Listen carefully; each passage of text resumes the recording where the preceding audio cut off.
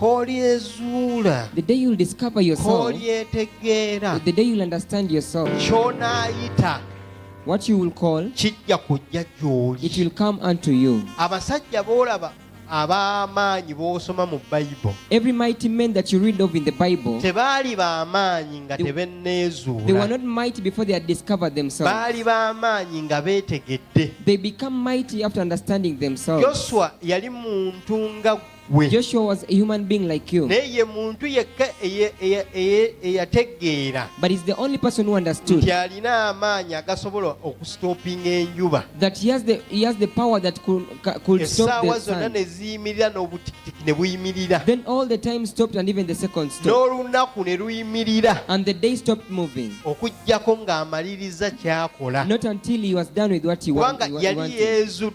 Because he had discovered himself. Bwe zikusanze tonneezuula, It has woe you that you've not discovered oba yourself. olaba ng'okyabonaabona That is why you're still toiling munda mu ggwe. within you. Haleluya. Amen. Yesu Kristo Jesus Christ, ekyamuleeta yajja amanyi ki kyali, what brought him, he came with the purpose and he knew what he era was. naye nga ensonga enkulu. But the major reason, Haleluya.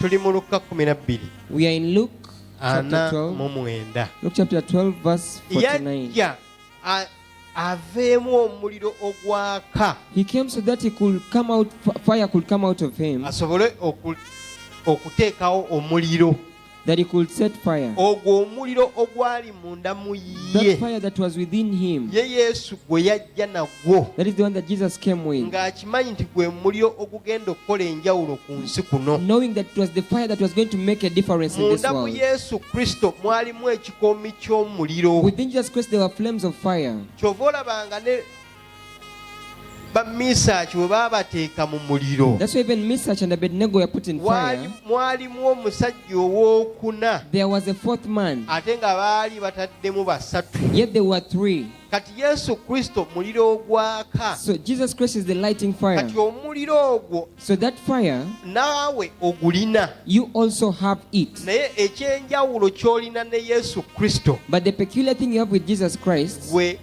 toyina kumanya, is that you don't have the knowledge. toyina kutegeera You don't have the understanding engeri gy'osumulamu omuliro of the ogwo. way you can set that fire. Naye Katonda kakuwa okutegeera, But let God give you the understanding. kakuwa okumanya, Let God give you the knowledge osobole okusumula ekyo ekiri so munda that you mu can ggwe, open what is within you. kikole ebikulu So n'ebyamaanyi that it mu can bulamu do bwo. mighty and great things. Mu linnya erya Mukama In waffe Jesus' name, our Yesu. Lord. Wuliriza bulungi. Listen carefully. Luka 12:49. Najja kusuula muliro ku nsi, Najja kusuula muliro ku nsi. nagwo obanga kaakano gwaka. Haleluya. Nagwo era nakaakano gukola ki? Gwaka. Kati Yesu ekyamuleeta What brought Jesus kwe kusumulula amaanyi is to deliver the power agaali munda mu ye, that was within him, nga gwe muliro.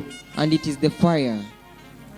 Haleluya. Amen. Kati omulokole So salvation, tokoma kufuna bufunyi mwoyo mutukuvu, you don't just end at receiving the Holy Spirit. era olina okuzuukusa n'omuliro oguli You munda have to mu also ggwe, awaken the fire that is within you. n'olyoka olabe enjawulo Then you can see a difference. mu linnya erya Mukama waffe In Yesu. Jesus' name, our Lord. Abalokole bangi balina omwoyo wa Katonda Many born agains have the Spirit of the Lord, naye tebalina muliro gwa but they Katonda. don't have the fire of the Lord. Omuliro ogwo gutambulira ddala munda mu That ggwe. fire moves within you. Omuliro ogwo gulina okwokyera byonna bikwetoolodde by'otayagala. That fire has to burn everything that you don't need that is around you. Maanyi ga Katonda. It is the power of the Lord. Oyinza okubeera n'ekintu nga kya mugaso. You may have something and it is useful, Haleluya.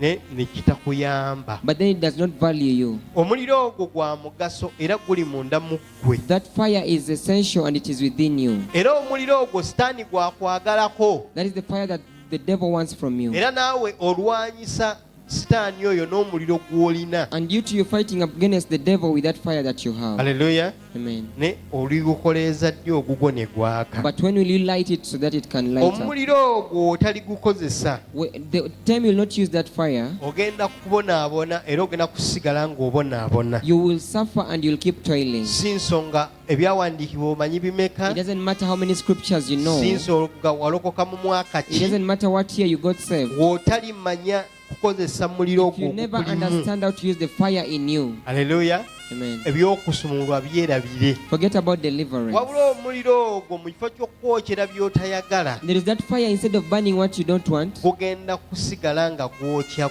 ggwe. it will remain burning you. Kyova olaba nga waliwo abantu abalina obulamu ku That is nsi kuno why there are people who have life in this world. nga bufaananagana n'abo abali mu geyeena. And it is just like those who are in Njagala hell. ozuukuke I want to awaken okozese obulungi omuliro ogwo, and use that fire well, obulamu bwo buleme kubeera mu geyeena. so that your life cannot be in Mu hell. linnya erya Mukama waffe In Jesus' Yesu. name, our Lord.